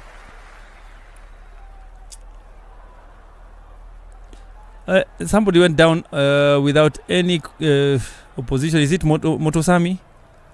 And the way he said he didn't have a rough game, he has just sat down on his own. Yeah, it's Motosami. And I don't think he's going to continue because you see when you see a player go down alone by himself. This one now, I didn't plan for it. Then it happens to one of your good players. So Motosami is down. Inadvertently, he was not caught by anybody. It's just one of those things, yeah. You know, some niggling injury that some people have, yeah. One that recurs. Yes, because he just sat down on himself. I call them stubborn injuries. Stubborn injury. Unakukalisha chini saa game inaendelea. The Congolese fans trying to cheer him up, telling him, you can do it, bro. Smama bwana. Usijali, tunamaliza. We are finishing. Yeah, we are almost through. Yeah, man. Some look concerned. You can see the concerned faces, because they know he's a stalwart of their team. Peter, you can see from the fans' eyes, some of them are like, oh, we. Yeah. Hata tukishinda hii game alafu tusiende na Motosami game ya pili. Now he's on a stretcher and he's out. We are going to see what will happen, but a player on a stretcher doesn't really look good. Doesn't look good, man. Okay, so the Congolese are now 10 men on the pitch. Let's see what they do before the changes are made. And let's see if Benin can capitalize before the changes are made. Benin should take advantage. Pass, like that. You're not alone. You're not alone, my friend. How is he struggling?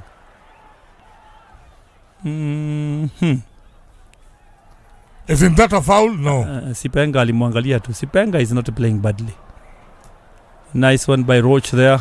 No, that was not Roach. Roach is now on the ball. That was Verdon. Verdon again.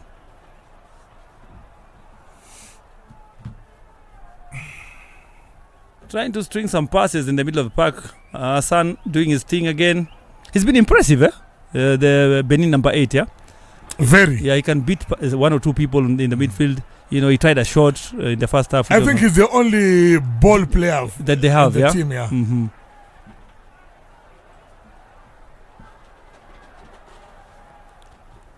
Roach going on a foray forward. Getting the ball back all the way to their defense. 5 minutes gone in the 10 that has been added. Mm-hmm.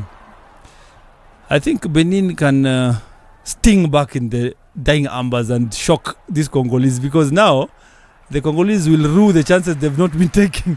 Hii ball vile inachezwa na DP na niogopesha. Benin wanaweza pata bao. Aye. We? Mimi nakwambia daddy. We?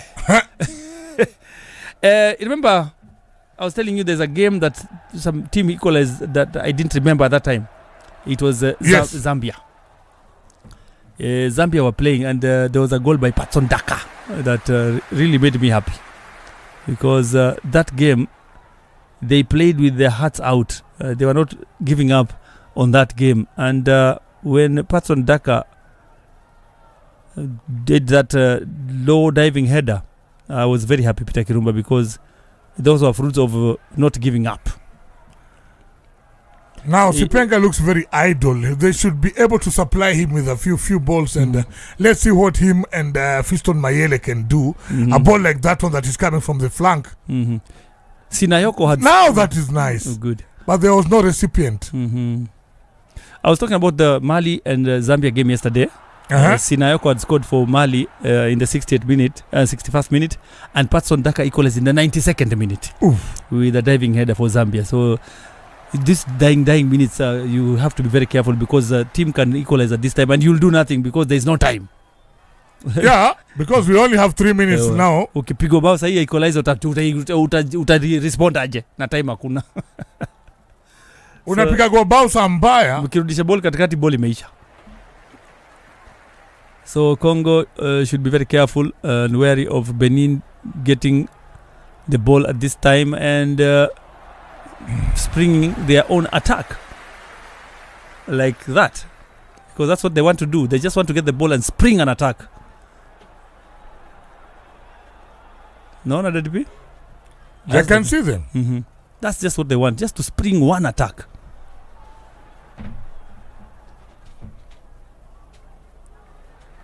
Okay, that's what they do. They try to build it on the left wing, and this is how it goes. Get the ball in the box. Yes, that way. He's done exactly that. The ball comes back to the right wing. It is swung in again. Whoa,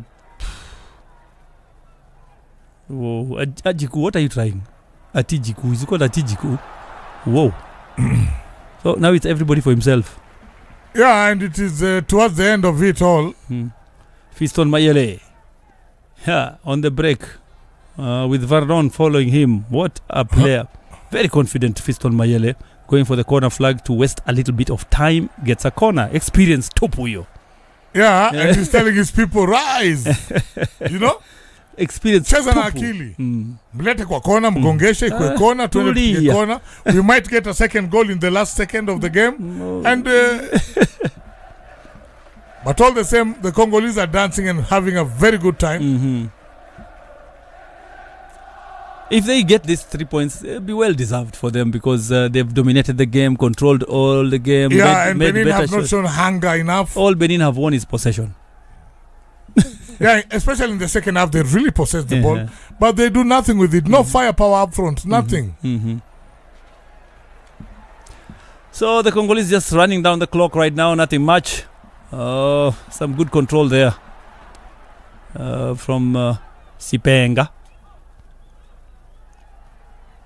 Sipenga and Mayele dancing their way on the left wing, the two substitutes. Beautiful football from the Congolese. Sipenga once again.